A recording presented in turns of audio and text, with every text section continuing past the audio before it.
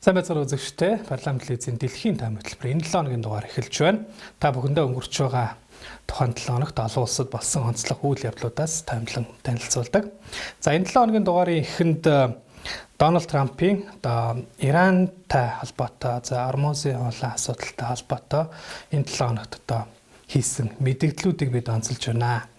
За Ормозын хоолой асуудлаарх Америк Ираны хэлэлцээнд хэрвээ саад болох юм бол Оман улсыг бөмбөгднө гэсэн юм сүртэй мэдээллийг Трамп 7 хоногийн ихээр хийсэн байгаа. За тэрээр Fox News суугийн сэтгүүлчтэй хийсэн ярилцлагынхаа үеэр инхүү Оман улсыг бол сүрдүүлсэн даваа гарагт. За Ормозын хоолой хяналтын асуудлаарх Иран Оманы хооронд яриа хэлэлцээ ойрын хэдэн 7 хоногийн хугацаанд бол үргэлжилж байгаа.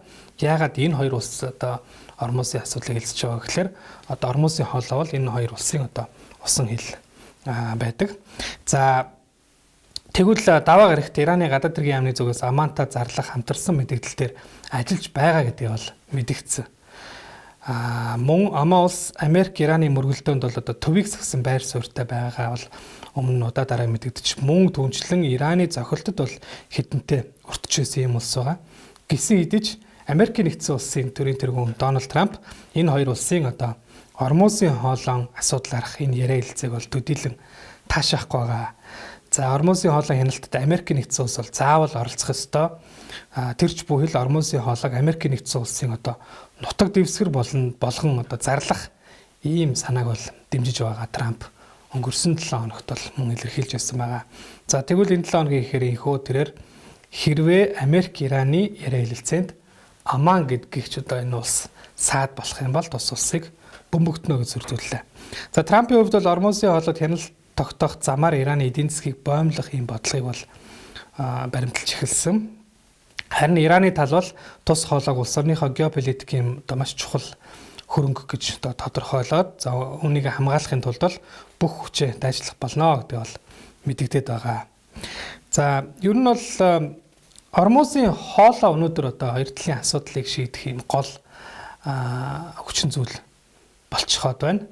За дайн эхлэхийн өмнө бол олон улсын нээлттэй усан зам байсан Ормозын хоолой дайнаас хоошоогоо бол инхүү бүслэлттэй орж түүгээр дамжих ачааны усан онгоцуудын тоо хэмжээ мөн дамжин хөрөлгөөний онгоцын тоо хэмжээ бол эрс буурсан. За тус хоолойгоор дэлхийн төрш эрчим хүчний энэ зах зээлийн 5.1 буюу 20% дамжин өнгөрдөг ийм тооцоолол байдаг. За тэгвэл энэ тоо ачааны усан онгоцны тоо эрс буурснаар дэлхийн зах зээл дээрх газрын тосны үн бол өссөн. За мөн эрчим хүчний зах зээлд бол энэ томоохон хямралыг бол нүүрлүүлээд байгаа. За тэгээд үүний үр дүнд бол дайтагч хоёр талд бол за жишээлх юм бол Америкийн нэгдсэн улсын дотоодын эдийн засагт бол сөргөө нөлөөлж инфляц нэмэгдэж байгаа. Инфляцийн түвшин. За Иранд бол бүр хүчтэй нөлөөтэй байгаа. Ираны инфляцийн түвшин бол 66% хүрээд байгаа гэсэн ийм тоо мэдээлэлүүд бол байгаа. За зөвхөн дайтагч хоёр тал биш тухайн бүс нутагтай болон мөн дэлхийн нийтэд бол энэ эрчим хүчний үнийн өсөлт бол нөлөөлж байгаа. Үүнийг бол манай улс ч гэсэн бас хамсаж байгаа. За талуудын хооронд бол байгуулсан харилцаа ойлголцын санамж бичиг гэж байгаа. Энэ бичгийн дагуу энхийн хэлэлцээр байгуулах 60 хоногийн хугацаа ер нь бол дуусч байгаа. За тэгээд талууд хугацааг сунгах асуудлаар бол чимээгүй байгаа нь нөхцөл байдал бол хаашаа эргэж байгааг бол үндсэндээ бол харуулж байгаа. За тэгвэл Трамп үргэлжлээд яг энэ Ормозын хоолойг өөрийн Америкийн нэгдсэн улсын нутаг дэвсгэр мэтээр дүрсэлсэн ийм газрын зургийг өөрийн нийгмийн сүлжээний хуудсандаа бол нийтэлсэн байна. За Трамп бол 7 хоногийн дундуур хийсэн мэдээлэлдээ Иран улстай ямар ч яриа хэлэлцээ бол Америк нэгдсэн улс явуулаагүй, яриа хэлэлцээ явуулах төлөвлөгөөгүй байгаа. Тэнгисийн бүслэлт үргэлжилж байгаа. Ормозын хоолой бүслэлтийг үргэлжилж байгаа. За тэгвэл Ормозын хоолойгоор бол усан онгоцод бол нэлээд зорчиж байгаа юм мэдэгдсэн. За дараагаар нь тэрээр Ормозын хоолойг Америкийн шинэ газар нутаг хэмээн тэмдэглэсэн зургийг сошиал хуудсандаа бол нийтэлсэн байгаа. За ер нь Трампын хувьд бол зөвхөн Ормозын хоолой гэлтгүү Канада, Куб, Гренланд, Аралч гэдэг юм бусад улс орны нутаг дэвсгэрийг Америкийн нэгдсэн улсад нэгтгэх санаагаа бол удаа дараа анхны бүр эрхийн хугацаанд ч хоёр дахь бүр эрхийн хугацаанд ч одоо энэхүү илэрхийлсээр ирсэн. Гэхдээ одоо тийм зүйл бол болж байгаагүй. За харин Ираны тал бол Америкт тавьсан шаардлагуудыг биелүүлэхээс нааш Ормосын хоолойг нээх төлөвгүй юм байгаа. За үнийгээ ч бол мэдэгдээд байгаа. За тэгээд түрүү одоо хэлсэнчлэн энэ дайтагч улсуудад эдийн засгийн нөхцөл байдал нэлээд хүндэрсэнтэй холбоотойгоор Америкийн нэгдсэн улсын ерөнхийлөгч Дональд Трампын олон нийтийн дэмжлэг улс төрийн рейтинг нь бол буураад байгаа. За сүүлд Reuters агентлагийн явуулсан санал асуулгын дүнгээр бол Трампын рейтинг 33% та буюу одоо түүний хоёр дахь бүр эрхийн хугацааны хамгийн доод түвшинд бол хүрээд байгаа гэдгийг харуулсан байгаа.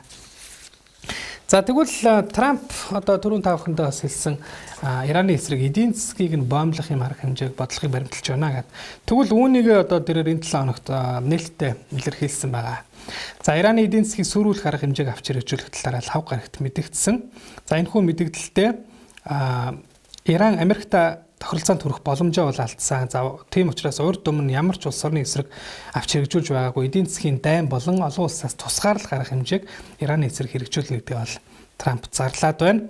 За мөн тэрээр үүндээ Америк нэгдсэн улсын бүх холбоотой улс орнуудыг хамтрахыг одоо уриалсан байгаа. За тэгээд хэрвээ Иранд ямар нэгэн байдлаар санхүүгийн одоо тусламж дэмжлэг үзүүлэхийг үзүүлсэн улс орнуудад бол одоо эдийн засгийн ноцтой үр дагавартай мөн тулгарх болно гэж бол занл хэлсэн. Өөрөөр хэлбэл бол ганц Иранд биш, Иран тусалсан бусад улс орнуудад хүртэл одоо эдийн засгийн томоохон юм дайн зарлж байна гэдгээ бол үндсэндээ тэрээр мэдэгдсэн байгаа. За ингээд энэ Трампын мэдэгдлийн дараагаар Америк нэгдсэн улсын сангийн сайд Скотт Бесент мөн одоо энэ Ираны дэглэмийг эдийн засгийн одоо дайнаар одоо хүчтэй ориг арга хэмжээгээр нураахыг бол бас өөрийн холбоотнуудтай уриалсан байгаа. За тэгээд энэ одоо Америк нэгдсэн улсын одоо засаг захиргааны авч хэрэгжүүлэх төлөвлөгөө бол одоо үндсэндээ хэрэгжин гэдгийг бол тэрээр өөрийнхөө мэдээлэлээр бол одоо ихөө зарлсан. За тэгээд Скотт Бесентийн хэлснээр бол авах арга хэмжээний дэлгэрэнгүй төлөвлөгөөг энэ сарын 24-ний өдөр зохион байгуулах хэвлэлийн багварлыгээр танилцуулна гэж одоо энэ товыг нь тэрээр зарлаад байгаа юм аа. За ингээд үндсэндээ одоо Ираны эсрэг Америкийн одоо дараагийн арга хэмжээ бол эдийн засгийн дайн болох нь бол тодорхой болоод байна. За түрүү хэлсэнчлэн одоо энэ хоёр улсын дайнаас одоо дэлхийн улс орнууд бол хохирч байна. За жишээлх юм бол манай улсын тухайд одоо тэр Ираны Ормосын одоо тэр хоолоогоор дамждаг тээврээс манай туршны нийлүүлэлт шалтгаалдаггүй хэдий ч одоо дэлхийд нөлөөлж байгаа энэ хямралаас үүдээд одоо манад бол одоо төлшний үн нэмэгдэх ч юм уу. За эсвэл одоо та бүхэн зунжгаал одоо мэдэрсэн байх энэ төлш хомсдох олдохгүй байх очор дараалждахгүй байх станц үүсэх гэсэн ийм асуудлууд бол одоо үндсэндээ үргэлжлээд одоо үргэлжилж магадгүй тийм нөхцөл байдал бол бас үүсэж болзошгүй. За тэгээд одоо зөвхөн төлш гэлтгүй төлшөө дагаад одоо бусад бараа бүтээгдэхүүн үн ханш өсөх гэсэн юм бас эрсдлүүд байгаа юм аа.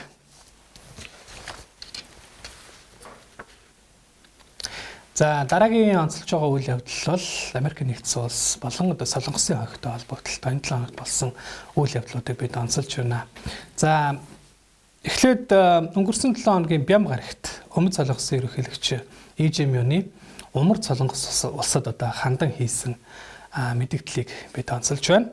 За тэрээр 70 гаруй жил үргэлжилж байгаа одоо хоёр Солонгосын хоорондохын дайны байдлыг өндөрлүүлж энхий хилэлцээ эхлүүлэхийг Умард Солонгост бол уриалсан байгаа. За өнгөрсөн Бям гарагт тохиосон Японы эзлэн түрэмгийллээс Солонгосыг чөлөөлсөн түүхэн өдрийн ойн ёслолын арга хэмжээнд оролцож үг хэлэх үеэрээ Өмнөд Солонгосын ерөнхийлөгч Ижемён 1953 оноос хойш гал зогсоосоо идэж өндөрлөөг үргэлжлэсээр байгаа хоёр Солонгосын хоорондохын дайны байдлыг одоо дуусгаж энхий хилэлцээг эхлүүлэхийг бол бүгд наримт гарчилсан Солонгос ард улсад уриалсан.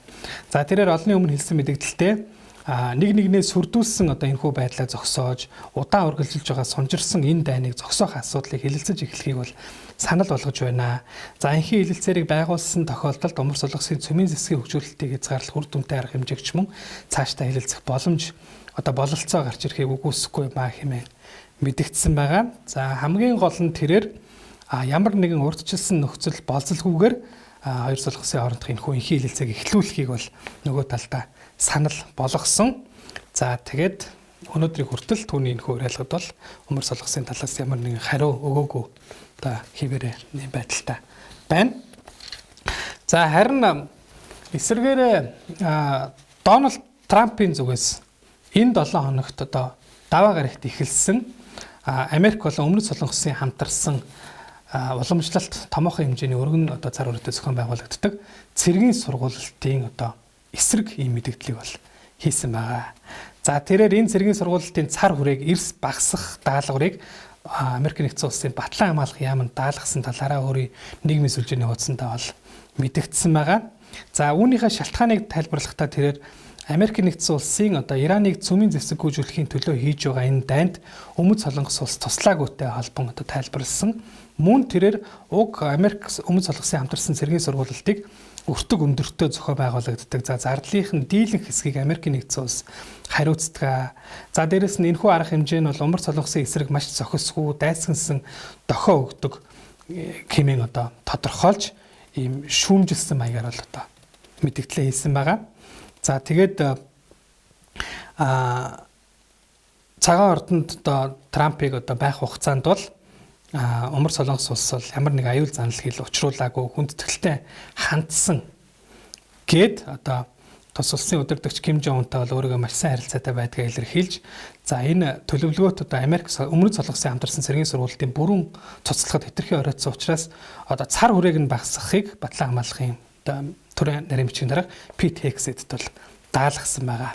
За энэ хоёр улсын хооронд одоо жил бүр уламжлалт зохион байгуулагддаг Улчи Freedom Shield хэмээх одоо томоохон хэмжээний энэхүү хамтарсан цэргийн цэргийн сургуулийн арга хэмжээ нь бол энэ жил гэхэд одоо Өмнөд Солонгосын зэвсэг түвшний 18,000 албаагч оролцсноо гэсэн юм тоог бол өгөөд байсан байгаа. За тэгээ хуурай газар далаа тэнгис за мөн одоо хот суурин газарт гээд одоо бүх газарт бол одоо умардын аюул занал хэллийн эсрэг одоо бэлэн байдлын одоо ийм сургуультууд дайны одоо дайн байлдааны сургуультууд бол одоо зохион явагдаж байгаа. За тэгвэл Трампын одоо эсэргүүцсэн цар хүрээг нь багасгах гэж одоо даалгасан энэ мэдээллийн дараагаар Өмнөд Солонгос Америкийн одоо хамтарсан цэргийн сургуулалтын хугацааг нь богиносгож байгааг Өмнөд Солонгос улсын одоо батлан хамгаалах яамны зүгээс бол мэдэгдсэн байгаа. За гэхдээ хугацааг Америкийн талын саналын дагуу бол одоо хугацааг нь өөрчлөлөө гэсэн одоо мэдээлэлээс өөр илүү дэлгэрэнгүй мэдээлэл бол хийгээгүй. За тэгээд хугацааг нь одоо багасгаснаар энэхүү цэргийн сургуулалт анх бол энэ сарын 17-оос 27-ны хооронд нийтдээ 11 хоногийн хугацаанд үргэлжлэх хуваарьтай байсан бол хугацааг нь богиносгоод 17-оос 21-ний өдөр буюу одоо энэ 7 хоногийн даваагаас баасан гарагийн хооронд зохион байгуулад одоо өндөрлүүлэхээр болсон байгаа. За ингээд одоо ийм нэг үйл явдал бол одоо боллоо. За гинэтхэн одоо Трамп энэ цэргийн сургуулалтын асуудлыг хөндөд Умар Солонгосын одоо талд байгаа мэтээр одоо ийм асуудлыг хөндөж ирсэн нь одоо бас ажиглагч шүүмжлэгчдийн одоо таамаглаж байгаа хэлж байгаагаар бол ирэх 11 сард Америк нэгдсэн улсад явагдах одоо Конгрессийн завсрын сонгуулиас өмнө тэрээр гадаад бодлоготой одоо ямар нэг ахиц твшил гаргаж за мөн одоо Ираны дайны улмаас одоо алдсан энэ улс төрийн рейтинг нэр хүндээ сэргээхийг зорж байна. За Конгресс дахь одоо өөрийн байр суурийг бэхжүүлэхийг зорж байна гэсэн бас ийм маягаар бол ажиглагч шүүмжлэгч нар тайлбарлаж байгаа. За тэгээд Трампын хувьд бол бас Умар Солонгосын удирдагч Ким Жон Унтай одоо бас уулзч магадгүй гэсэн мэдээллийг бол тэрээр бас хийсэн байгаа. За ирэх 11 сард Хятадын Шинжи хотноо зохиогдох АПЕК-ийн дээд хэмжээний чуулганд оролцох айлчлалын үеэрээ одоо Америк Умар Солонгосын удирдагчдын уулзалтыг зохион байгуулах даалгаврыг Трамп холбогдох албаттай өгсөн гэх юм мэдээлэл гарсан. За Трампын хувьд бол анхны бүрэн эрхийн хугацаанд Ким Жон Унтай 3 удаа уулзаж байсан ч одоо Солонгосын хойгийг цөмийн зэвсгээс ангижруулах чиглэлд бол ахиц твшил бол гарч байгаагүй байгаа. За харин ийхүү одоо юу гэдэг юм Трампын найр тавьж байгаа энэ Умар Солонгос улсын зүгээс харин энэ 7 хоногийн пүрэв гарагт зүүн тэнгисийн зүг ойрын тусгалтай баллистик буужингуудыг бол олноор нь харавсан байгаа. За Өмнөд Солонгосын зэвсэг хүчний жанжин штабын одоо зүгээс мэдээлснээр бол буужингуудыг орон нутгийн цагаар 17 цагийн орчимд Пхёньяны орчмоос бол хөргсөн ойролцоогоор 10 гаруй баллистик буужин бол одоо илрүүлсэн ингээ бэлэн байдал одоо орсон гэсэн мэдээллийг бол өгсөн байгаа. За хамгийн сүүлд бол Хойд Солонгос улс энэ сарын 6 бол 12-ны өдрүүдэд зүүн чиглэлд мөн ойрын тусгалтай баллистик буужинг хараад байгаа юм а. Цагаад энэ 7 хоногийн дэлхийн таймын төгсгөлд Украин Оростой холбогдлолтой болж өнгөрсөн үйл явдлуудыг онцолж байна. За эхний онцолж байгаа үйл явдал бол одоо албан тушаалаас чөлөөлөгдөд удаагүй байгаа Украины батлан хамгаалахын сайд асан Михаил Фёдоров энэ 7 хоногийн мягмар гарагт нэгэн одоо сонирхол татсан мэдээллийг хийснийг бид онцолж байна. За тэрээр YouTube сувгаар хийсэн дээрх мэдээлэлтэй улсынхаа эрх баригчдыг шүүмжилж за мөн ерөнхийлөгчийн сонгуулийг зохион байгуулахыг бол уриалсан байна. Тэрээр Украины ард түмэнд хандан одоо дамжуулан хийсэн мэдээлэлтэй хэн нэгний бол нэрийг дуртаагүй хэдий ч улсынхаа эрх баригчдын өнөөгийн тогтолцоог бол хатуухан шүүмжилсэн байгаа. За авилгад бол идэгдсэн байна гэж хэлсэн. За авилгатаа тэмцэж чадахгүй байгааг бол одоо тодтогч за ингээд дайны үеийн сонгуулийг зохион байгуулах арга замыг хайж олохыг бол ард иргэдтэй уриалсан байгаа.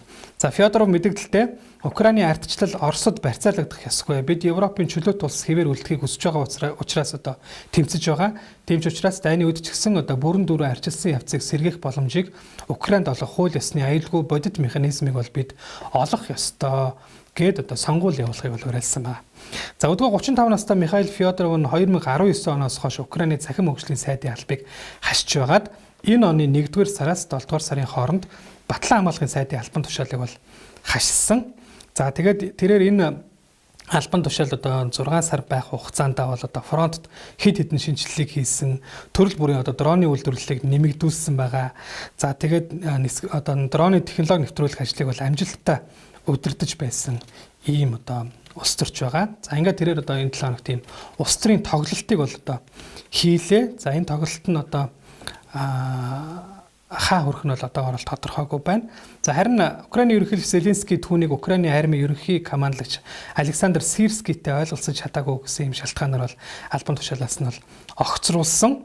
За тэгээд түүнийг гинт албан тушаалаас нь чөлөөлсөний дараагаар бол Украины олон хотод одоо Зеленский одоо дээрх шийдвэрийг эсэргүүцсэн иргэдийн жагсаал цуглаан бол зохион байгуулагдаж за эргүүлэн одоо энэ Михаил Фёдоровыг ажилтан томилхыг шаардсан ард түмний жагсаал цуглаан бол өнөөдрийг хүртэл үргэлжилсээр байгаа. За энэ 7 хоногт Михаил Фёдоровыг дээрх мэдээлэл хийсний дараа хүртэл одоо түүнийг буцааж тавих за түүний оронд батлан хамгаалахын сайдаар ажиллаж байсан одоо Евгений Кхмараг гихчийг бол одоо ажлаас нь буулгаж Михаил Фёдоровыг буцаагаад албан тушаалд нь тавих гэх мэт одоо ийм шаардлагуудыг бол ард иргэд тавьж байгаа.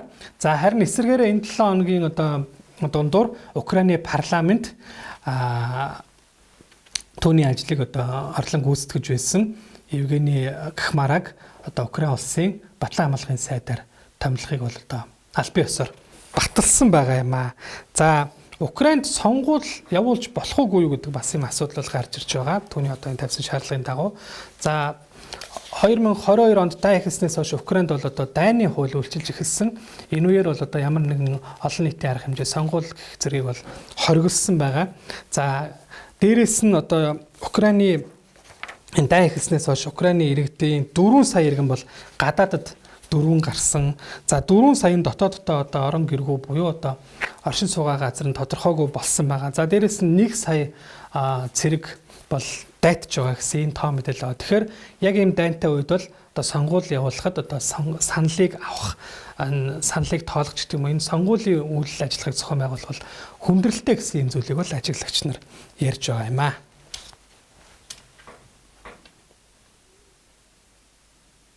За ингээд та бүхэндээ дэлхийн тайм хөтөлбөрийг үргэлжлэн анхаарлаа тавьсан баярлалаа.